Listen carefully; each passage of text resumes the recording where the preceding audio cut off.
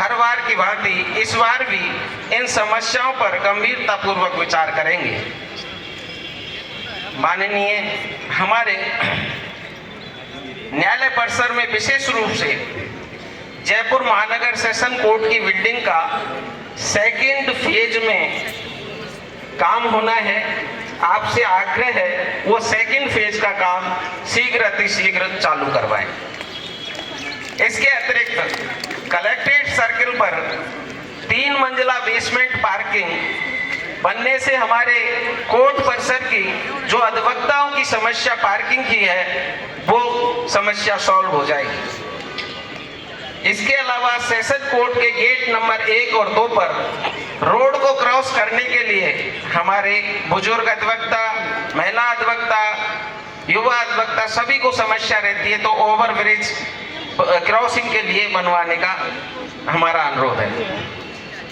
इसके अलावा राजस्थान उच्च न्यायालय एवं सेशन कोर्ट के मध्य एलिवेटेड रोड का निर्माण, क्योंकि हमारे अधिवक्ताओं के लिए राजस्थान उच्च न्यायालय और सेशन न्यायालय दोनों में वकालत के लिए आना जाना पड़ता है, तो इस समस्या से निपटने के लिए हमारे लिए ये व्यवस्था करवाई जाए। इसके अलावा हमारे न्यायालय परिसर में क्योंकि अधिवक्ताओं की संख्या बहुत ज़्यादा है और बैठक व्यवस्था बिल्कुल कम है, इसके लिए यहाँ वकीलों के बैठने के लिए चैम्बर्स की भी व्यवस्था करवाई जाए। मुझे आशा ही नहीं, पूर्ण विश्वास है, मैं भाई साहब से अधिकार स्वरूप ये मांग कर सकता हूँ कि मैं अधिवक्ताओं के लिए यहाँ अच्छे से अच्छे इस कार्यकाल में प्लान सरकार से ला पाऊंगा। मैं भाई साहब से छोटा हूँ, छोटा होने की वजह से आग्रह भी कर सकता हूँ कि हमारे लिए वो अवश्य देंगे। इसके अलावा मैं यहाँ अधिवक्ताओं से जुड़ी हुई कुछ योजनाएं हैं, जैसे मेडिक्लेम की योजनाएं हैं और अधिवक्ताओं को एडवोकेट प्रोटेक्शन एक्ट का लागू करने की मांग है, और कई हमारी जो समस्या है नए अधिवक्ताओं के लिए स्थायी फंड जिससे कि वो सरवाइव कर पाए। इसी के साथ अधिवक्ता सुरक्षा, स्वास्थ्य, सामाजिक सुरक्षा से जुड़ी योजना न केवल अधिवक्ताओं के मनोबल को बढ़ाएंगी बल्कि न्याय व्यवस्था को और अधिक सशक्त बनाएगी और न्यायालय परिसरों में मूलभूत सुविधाओं का सुदृढ़ीकरण न्याय की बेहतर आपूर्ति में सहायक सिद्ध होगा। माननीय मुख्यमंत्री जी, आपसे अपनी अपेक्षाकृत अल्प 2 वर्ष के कार्यकाल में ही जिस प्रकार से जन कल्याणकारी योजनाओं को गति दी है वो अत्यंत प्रशंसनीय है। मैं आपको ये भी आश्वस्त करना चाहता हूं कि दीवार एसोसिएशन जयपुर के सभी सदस्य एवं पदाधिकारी सदैव संविधान, कानून और राज्य के हित में आपके साथ सहयोग के लिए प्रतिबद्ध रहेंगे। आपने उपस्थित न्यायमूर्तियों ने व समस्त सम्मानित अतिथियों ने इस कार्यक्रम में पधारकर हम सभी अधिवक्ताओं को अनुग्रहित किया है, जिसके लिए पुनः मैं एक बार दीवार एसोसिएशन जयपुर की समस्त कार्यकारिणी और सभी अधिवक्ता साथियों की ओर से आप सभी का हार्दिक अभिनंदन करता हूं एवं आप सभी का आभार व्यक्त करता हूं। जय हिंद, जय भारत, जय राजस्थान। मुख्य अतिथि माननीय मुख्यमंत्री श्री भजन लाल जी शर्मा, यूडीएच मिनिस्टर खरा साहब, स्थानीय विधायक गोपाल जी शर्मा और अभी माननीय मुख्यमंत्री की अनुपस्थिति में यहाँ एक बड़ा जोरदार वाकया हो गया कि हमारे भ्राता न्यायाधीश मनीष जी शर्मा ने गोपाल जी को मंत्री के रूप में संबोधित किया। तो मैं उम्मीद करता हूं कि जब भी मंत्रिमंडल का विस्तार होगा तो इस पे माननीय मुख्यमंत्री जरूर तवज्जो देंगे। भ्राता न्यायाधीश मनीष शर्मा जी, नवनिर्वाचित अध्यक्ष Umesh Sharma ji, bar council chairman Bhuvnesh Sharma ji, Jaipur district bar के अध्यक्ष Sandeep Sharma ji, high court bar के अध्यक्ष मेरे साथी राजीव सोगरवाल जी, महासचिव उमेश चौधरी जी, निवर्तमान अध्यक्ष Sandeep Lohadia ji, Jaipur metro first and second के जिला एवं सत्र न्यायाधीश विजयन जी, रीता तेजपाल जी, सभी न्यायिक अधिकारीगण, सभी अधिवक्ता भाई और बहनें, सर्वप्रथम तो मैं नवनिर्वाचित कार्यकारिणी को इस शपथ ग्रहण के लिए बधाई दूंगा और उम्मीद करता हूं आगामी 1 वर्ष में वंचित वर्ग के लिए कार्यकारिणी सभी अधिवक्ता साथियों को साथ लेके चलेगी और वंचितों को न्याय प्रदान करने में अपना जो भी समुचित योगदान होगा वो देगी और बेंच के साथ कदम से कदम मिला के काम करेगी, जिससे 1 साल के अंत में हम एक उपयोगी योगदान दे सकें। मैं समझता हूं कि वकील जो एक समुदाय है, बहुत बड़ा समुदाय है और ये समाज, सरकार, न्यायपालिका के बीच में एक सेतु का काम करता है, क्योंकि एक वंचित वर्ग की पुकार जिसकी जब कोई नहीं सुनता तो वो न्यायालय के सामने उसकी गुहार लगाता है और उसको न्याय प्रदान करवाने में अपना योगदान करता है। और मेरा ये निश्चित मानना है, क्योंकि मैंने खुद एक 28 साल बड़ा वकालत का कार्य किया है, कि वकील के बगैर न्यायपालिका पूरी तरह से काम नहीं कर सकती, क्योंकि वकील ही वो प्राणी है जो एक बड़ी लंबे चौड़े विवाद को एक बड़े संक्षिप्त रूप में न्यायपालिका के न्यायाधीश के समक्ष पेश करता है और अब उस पर जो भी कानूनी मुद्दे हैं उनको न्यायाधीश के सामने प्रकट करता है और जिससे कि न्यायाधीश एक उचित रूप से उस मामले का निस्तारण कर पाता है। अब मैं एक हाईकोर्ट बार के अध्यक्ष के रूप में आप लोगों ने मुझे अपनी सेवा करने का पहले मौका दिया था, तो एक तरह से मैं आपका परमानेंट प्रतिनिधि हूँ। अब चूंकि आज ऐसा शानदार मौका है कि राजस्थान सरकार के मुख्यमंत्री साहब यहाँ मौजूद हैं, शहरी विकास मंत्री मौजूद हैं और आने वाले मंत्री स्थानीय विधायक गोपाल जी मौजूद हैं, तो ये भवन जो यहाँ से दिख रहा है ये इतना पुराना हो चुका है और मैंने यहाँ बहुत चक्कर लगाए हैं। यहाँ की जो समस्या है उनसे मैं पूरी तरह वाकिफ हूँ। मुख्यमंत्री जी, यहाँ दिन में कभी आप आएंगे तो यहाँ चलने की भी जगह नहीं मिलती। न्यायिक अधिकारीगण किन परिस्थितियों में यहाँ कार्य कर रहे हैं वो भी किसी से छुपा हुआ नहीं है। तो मेरी कम से कम आपसे गुजारिश है, इस पर जरूर ध्यान दें। जो यहाँ पार्किंग की व्यवस्था, क्योंकि मैं तब जब कभी भी हाई कोर्ट से यहाँ आता था तो मैं रिक्शा लेके आता था, अपनी गाड़ी लेके नहीं आता था, क्योंकि रिक्शा वाला मुझे गेट नंबर 1 या 2 पे उतार देता था और जिससे मैं अपने आगे काम जो थोड़ा मेरा मिलना जो होता था उसके करके चला जाता था। तो ये एक बड़ी समस्या यहाँ है। अभी मैंने कुछ दिन पहले अखबार में पढ़ा था कि सर्किल के नीचे कभी कोई पार्किंग बनाने का कोई प्रावधान विचार में लाया गया था, पता नहीं उस विचार का क्या हुआ 26 तारीख को। लेकिन इस तरह की कोई व्यवस्था अगर यहाँ होती है और ये पार्किंग की समस्या का समाधान होता है या इस भवन के विस्तार का कोई विचार लाया जाता है तो एक बड़ा उत्तम विचार होगा। अब चूंकि मैं पहले वकील था, अब न्यायाधीश का काम कर रहा हूँ और उसके साथ साथ राजस्थान राज्य का एक नागरिक भी हूँ, तो हमारी भी कुछ डिमांड्स होती हैं एक नागरिक के रूप में। तो इस बार का बजट हमने देखा तो मुझे थोड़ी सी न्यायपालिका की दृष्टिकोण से हल्की सी निराशा हुई कि उतना बजट न्यायपालिका को राज्य सरकार ने नहीं दिया। तो मैं गुजारिश करता हूँ माननीय मुख्यमंत्री से कि वो इस संबंध में विचार करेंगे और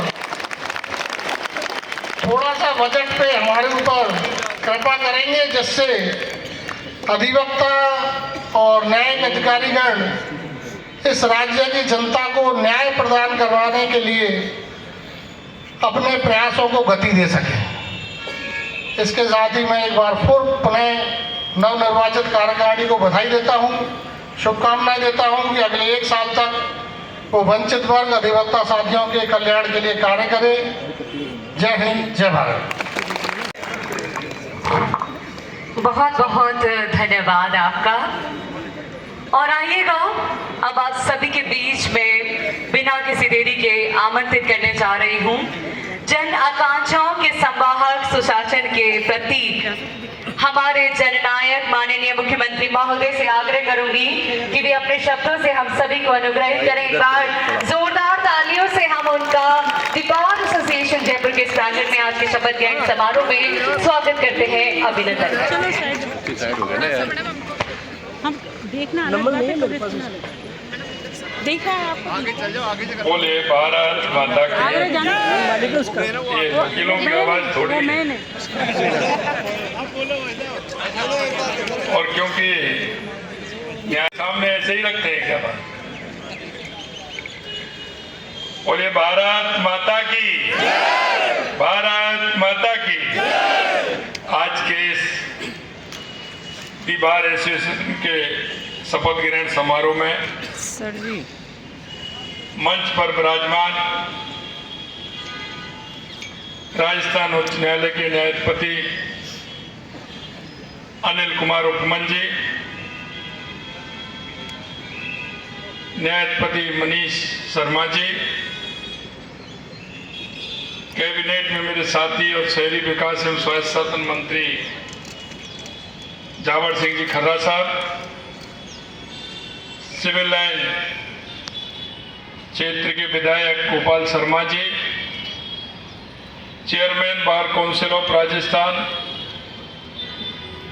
श्री भुवनेश जी, अध्यक्ष दी बार एसोसिएशन जयपुर नवनिर्वाचित श्री सोमेश चंद शर्मा जी, महासचिव the bar association Jaipur Shri Umesh Chaudhary ji, अध्यक्ष Rajasthan high court bar association Shri Rajeev Sogarwal ji, अध्यक्ष district bar association Jaipur Shri Sandeep Sharma ji, निवर्तमान अध्यक्ष the bar association Shri Sandeep Lohadia ji, निवर्तमान महासचिव श्री मनीष गगरानी जी, मंच के सामने बैठे वरिष्ठ अधिवक्ता AAG गुरचरण सिंह जी गिल साहब, योगेंद्र तंवर जी, कांता प्रसाद जी, अश्विनी वोरा जी, पवन शर्मा जी, राजकुमार शर्मा जी, सुबोध शर्मा जी, रामगोपाल जी, गोविंद शर्मा जी, चिमनाराम पूनिया जी, शिवचंद साहू जी,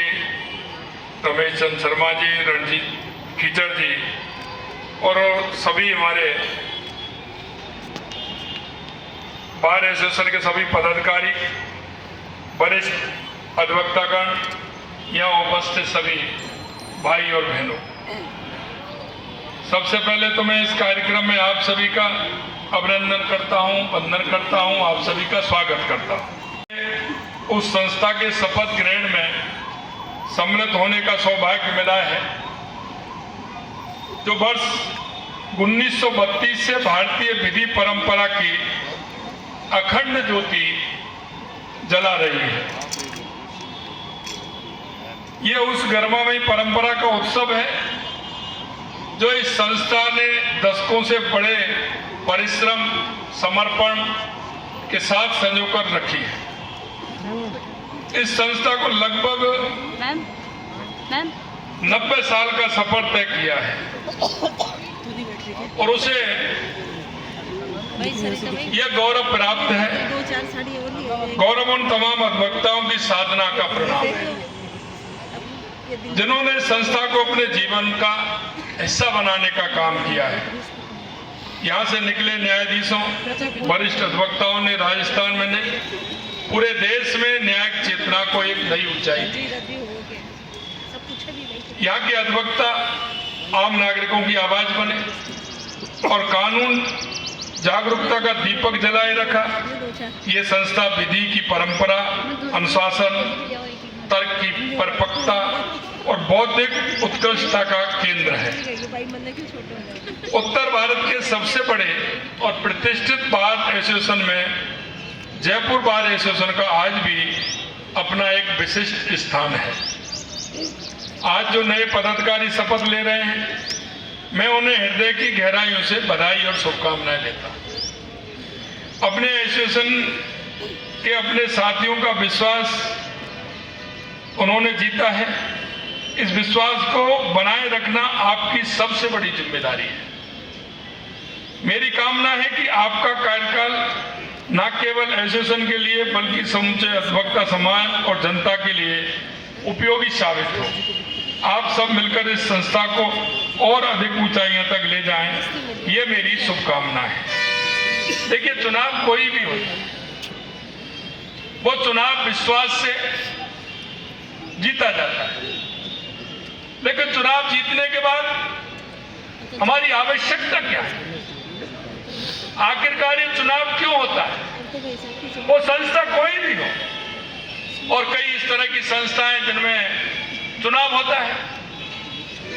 चुनाव का बहुत महत्वपूर्ण योगदान है, क्योंकि आने वाली नई कार्यकारिणी जो आती है, उसके विचार भी नए होते हैं, काम की रूपरेखा भी बनाई जाती है, काम को दिशा भी दी जाती है। और ये अब के लिए नहीं है। कुछ काम तो ऐसे होते हैं जो आगे आने वाले युवा पीढ़ी को दिशा देते हैं। वो एक परंपरा बन जाती है, और परंपरा इस बात की बन जाती है कि हमारा उद्देश्य क्या है, हमको क्यों चुना जाता है। और जब अधिवक्ताओं का चुनाव हो तो इसमें तो कोई शंका ही नहीं है कि उनका उद्देश्य देश और समाज के लिए समर्पित होता है। उनका उद्देश्य समाज को दिशा देने का होता है। उनका उद्देश्य समाज की अंतिम पंक्ति में खड़ा व्यक्ति, उसको न्याय देना होता है। इसलिए मित्रों, ये चुनाव और चुनाव की श्रेणी को हमें उस तरह से देखना चाहिए कि आने वाले युवा साथी भी देखें, हमारे काम को आगे आने वाली जो हमारी पीढ़ी है, वो उस पीढ़ी उस काम से संज्ञा लेकर के आगे इस बार एसोसिएशन के काम भी हों और समाज के काम भी हों। क्योंकि मुझे पता है साथी, अधिवक्ता न्याय व्यवस्था की सबसे, आपके बिना न्याय का अस्तित्व संभव नहीं है। आपकी तर्क शक्ति, ज्ञान, प्रतिबद्धता ही इस व्यवस्था को की असली ताकत है। अधिवक्ता का काम केवल अदालत में बहस करना नहीं होता। आपकी भूमिका इससे कहीं अधिक होती है, क्योंकि आप संविधान के संरक्षक हैं, आपका मौलिक अधिकारों के रक्षक हैं और लोकतंत्र के प्रहरी हैं। जब एक साधारण नागरिक किसी मुसीबत में होता है, तब उसे लगता है कि उसे सुनने वाला कोई नहीं है, तब वो सबसे पहले आता है तो हमारे अधिवक्ता के पास आता है। और ये मैं कहना चाहूंगा कि हमारे न्यायाधिपति अनिल उपमन जी ने कहा, ये बात भी ठीक है। लिखने के लिए तारीख पर तारीख जब मिलती है, कानून को परिभाषित करते हैं, तो भली फाइल कितनी भी बड़ी हो जाए, लेकिन कम से कम शब्दों में बता करके उसे न्याय दिलाने का अगर कोई काम करता है तो हमारा अधिवक्ता करता है। क्योंकि ये सभी जानते हैं, आप जब चाहते हैं, कोर्ट में जब जाते हैं तो फाइल इतनी बड़ी होती है कि सहयोगी भी एक दो ले जाने पड़ते हैं, लेकिन सिर्फ वो फाइल होती है। आप कम शब्दों में न्याय दिलाने का काम अगर कोई कर सकता है तो वो अधिवक्ता कर सकता है। अधिवक्ता के कंधों पर उस व्यक्ति का विश्वास होता है, उसके परिवार की उम्मीद होती है। अधिवक्ता समाज को न्याय दिलाने का सेतु भी होता है। आप कानून की कठिन भाषा को सरल बनाकर समझाते हैं।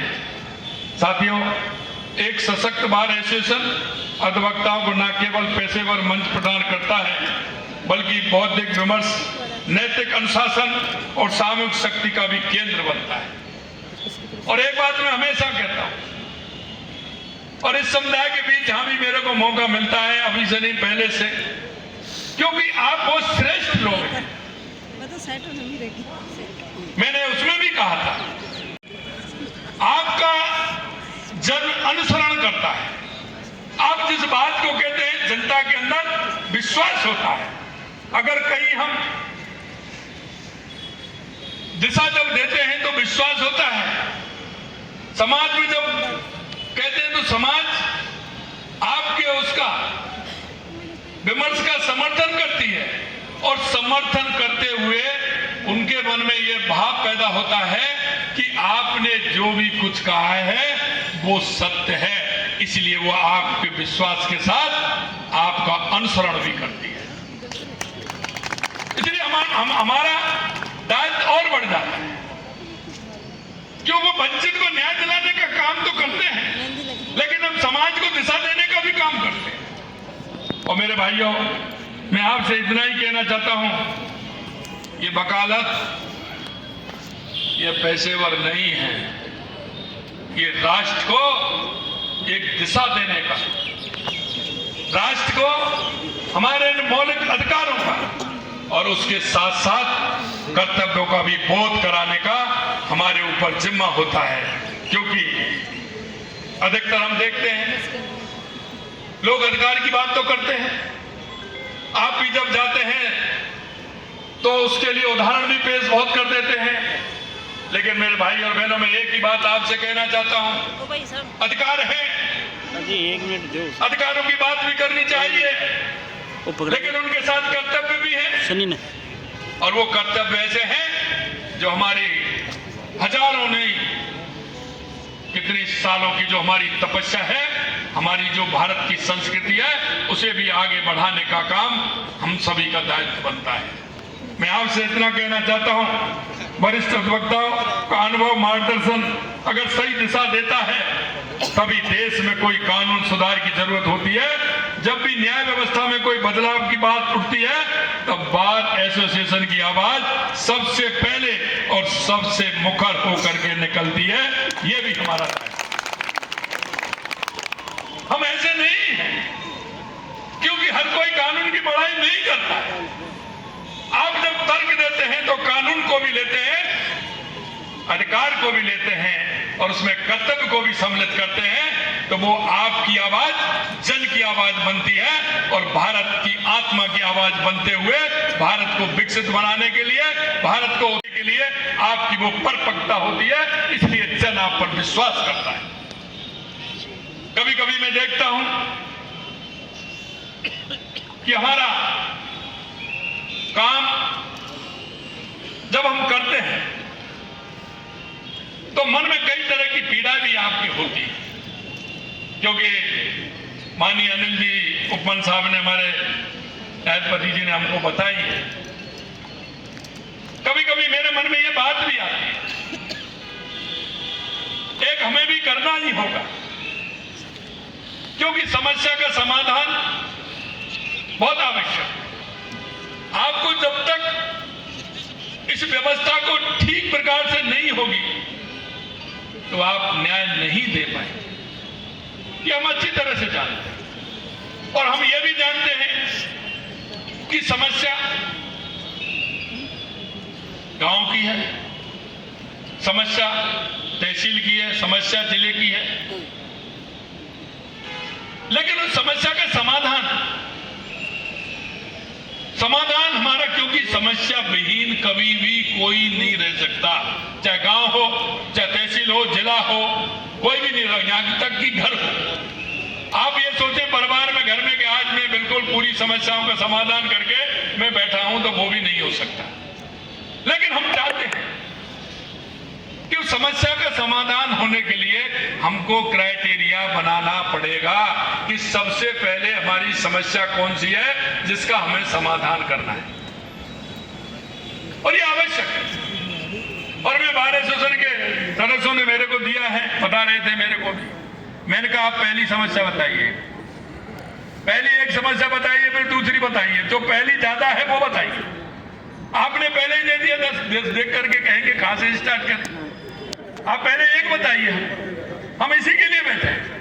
मैंने तो हमारे डबल गुरचरण साहब गिल साहब बैठे हैं, मैंने उनसे भी चर्चा की कि मैं क्या कर सकता हूं, क्योंकि मुझे भी दिक्कत आती है।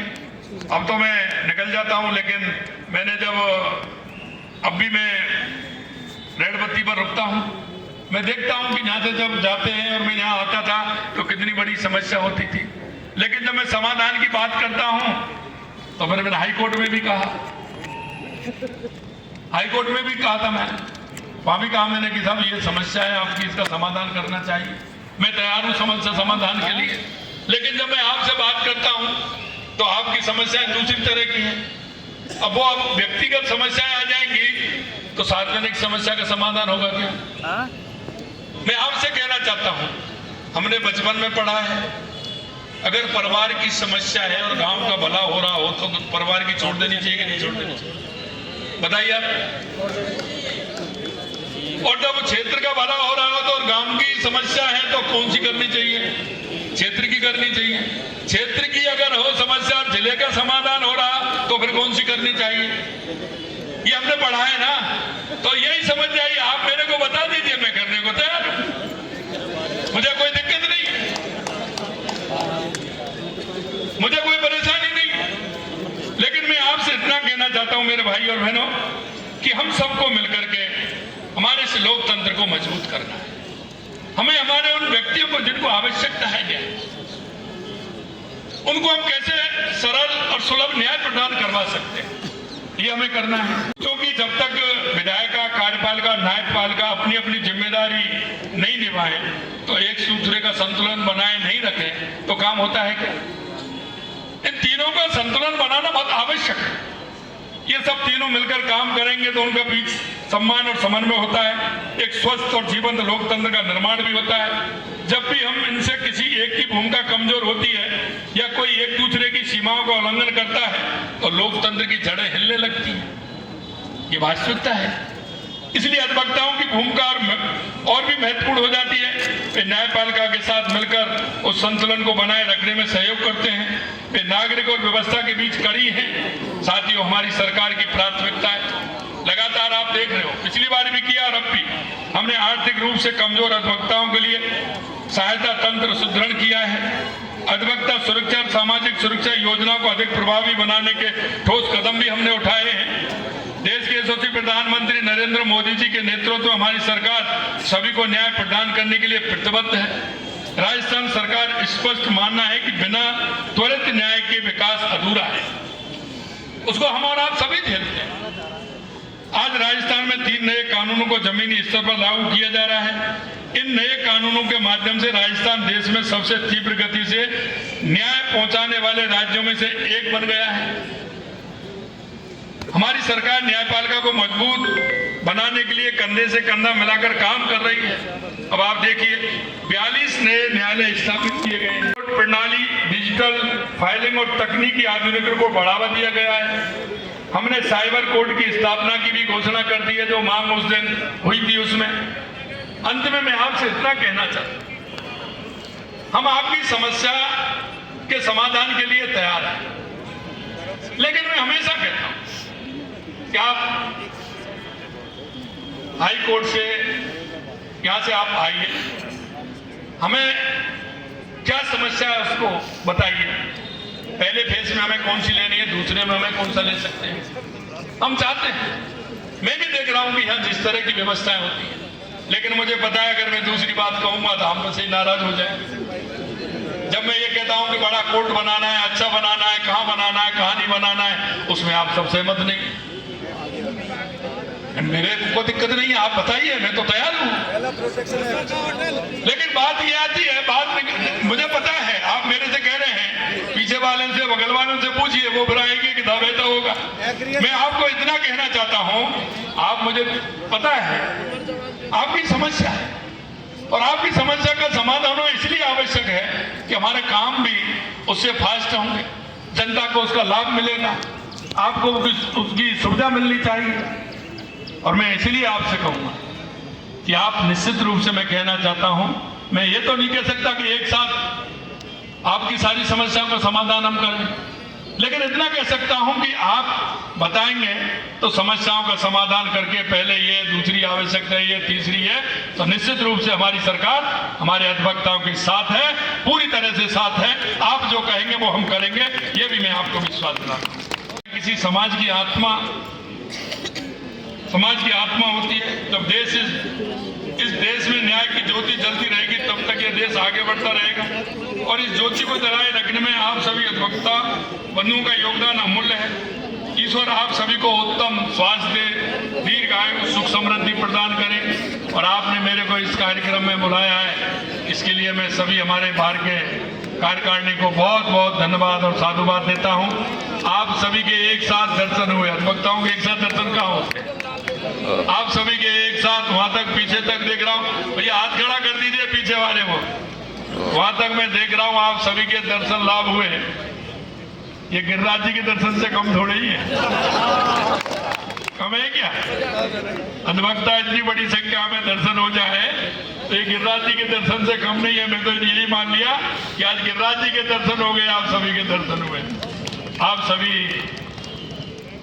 निश्चित रूप से राजस्थान के हमारे अंतिम खड़े हुए व्यक्ति जिसको न्याय की आवश्यकता है, उसके सहयोगी के रूप में आप उसको न्याय दिलाने का काम करेंगे, इस आशा और उम्मीद के साथ उन्हें आप सभी को बहुत बहुत ढेर सारी शुभकामनाएं।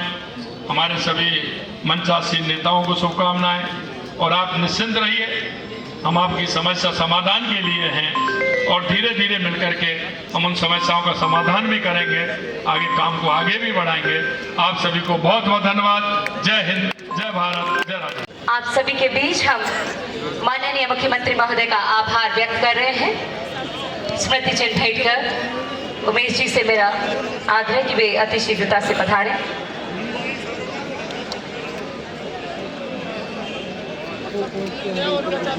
बहुत बहुत धन्यवाद, एक बार जोरदार तालियां। मैं सोमेश जी और उमेश जी से अनुरोध करूंगी कि हमारे बीच मंच पर माननीय न्यायाधिपति श्री अनिल कुमार रुक्मन जी उपस्थित हैं, आप उन्हें स्मृति चिन्ह भेंट करें। अगले स्वागत के लिए मनीष कुमार शर्मा जी और कृष्णकांत शर्मा जी को मैं आमंत्रित करूंगी कि आप मंच के दाईं तरफ अतिशीघ्र